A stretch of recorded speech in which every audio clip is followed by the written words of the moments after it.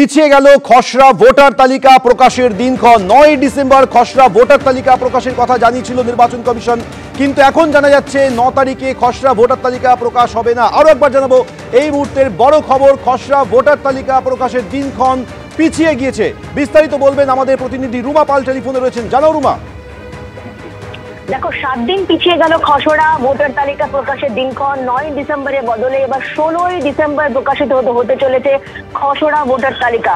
এবং নির্বাচন কমিশন জানাচ্ছে যে এনুমারেশন পিরিয়ড সেটা হচ্ছে 11-12-25 থেকে শুরু হয়েছিল, এবং এরপর রিঅ্যারেঞ্জমেন্ট অফ পোলিং স্টেশন হবে 11-12-2025, এবং আপডেশন অফ কন্ট্রোল টেবিল এবং প্রিপারেশন অফ ড্রাফট রোল 12-12-25 থেকে 15ই ডিসেম্বর পর্যন্ত, অর্থাৎ 16-12-তে কিন্তু publication of draft electoral role.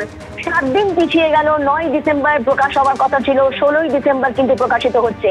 তারপরে যারা ক্লেম বা অবজেকশন করার যে দিনক্ষণ সেটা কিন্তু 16 ডিসেম্বর থেকে 15ই জানুয়ারি, এবং তারপর কোনো নোটিশ যেটা হিয়ারিং হবে বা তারপর যে এনুমারেশন ফর্মগুলো ডিসপোজাল হবে, ক্লেমস হবে, সেটাও কিন্তু 16-12-25 থেকে 7-2 এবং 7ই ফেব্রুয়ারি।